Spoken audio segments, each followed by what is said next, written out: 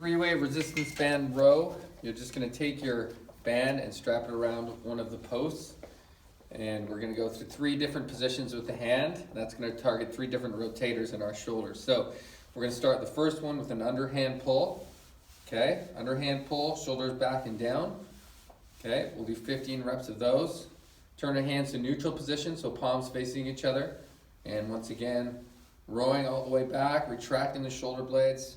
We want to get to this point and squeeze our shoulder blades together without rolling our shoulders in.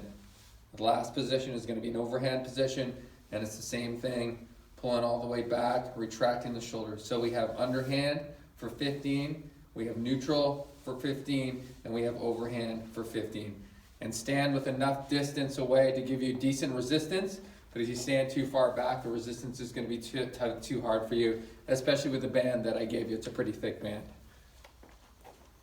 All right, next we have the dumbbell goblet squat.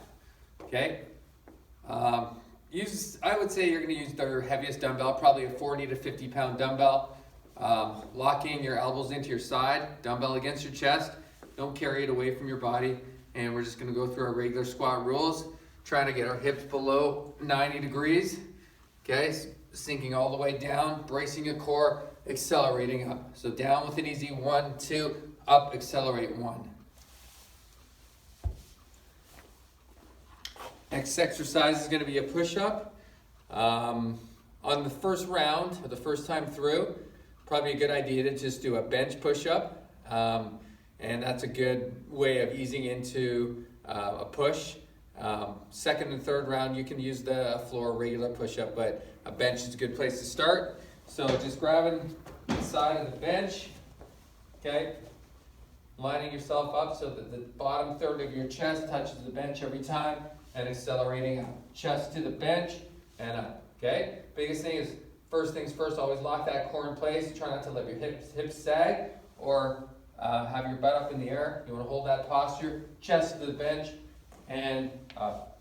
We have abdominal exercise, we call these in and outs. You're going to sit on the edge of the bench, brace your hands back behind, feet in the air. We're just pushing out, extending all the way through, and then back up. Okay, key is to try and get the legs all the way out without breaking in the core. You're in and out. Next exercise is a one-arm row. So this is your second pulling exercise. For this, you're going to use a 45 to 50 pound dumbbell. Once again, on the edge of the bench, you're going to set your posture so one foot is slightly staggered. The arm that you're pulling with is the leg that's going to be slightly behind. Okay? You're rolling over, keeping your back flat. Arm on the bench, slight bend in the knees, keeping that back straight. Okay? We reach all the way out, retract and hold for a split. 1 and down. Up, 2 and hold and down. Up, 3 and hold and down. The next exercise is going to be your second leg exercise. We're going to use a dumbbell or a kettlebell, holding in the same position that you did your goblet squat. We are going to do a reverse lunge. So standing with nice tall posture, you're going to reach back, touch your knee, and then step through powerfully.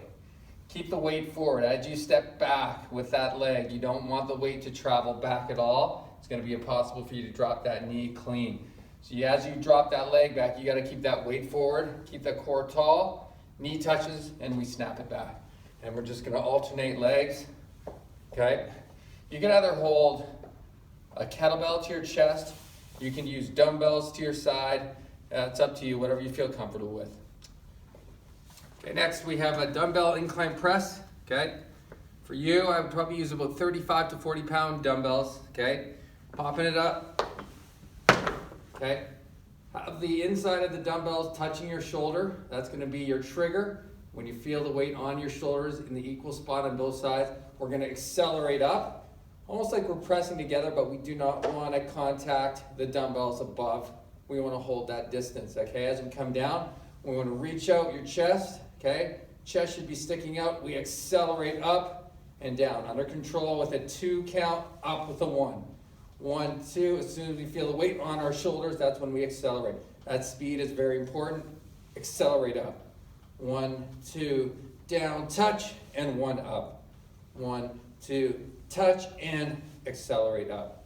I'm going to do back extensions with the stability ball. For this one, you can use a bench, the wall, a couple heavy dumbbells, so your feet are pressing against them and behind, and they're going to stay and not move back. Okay, so you need something very stable for your feet. Both feet are touching, both knees are on the ground, and you're just going to curl over top of the ball just in this position here. So let the whole weight be taken on top of the ball. In this position, you're almost relaxed, knees still on the ground, my hips are in contact, and my chest is in contact with the ball. From there, I'm going to slowly come all the way up, get to this position right here, and then slowly down, under control, all the way down. We want to make sure that we're activated at every inch of the way. So we come up to about this position here. We don't want to hyperextend.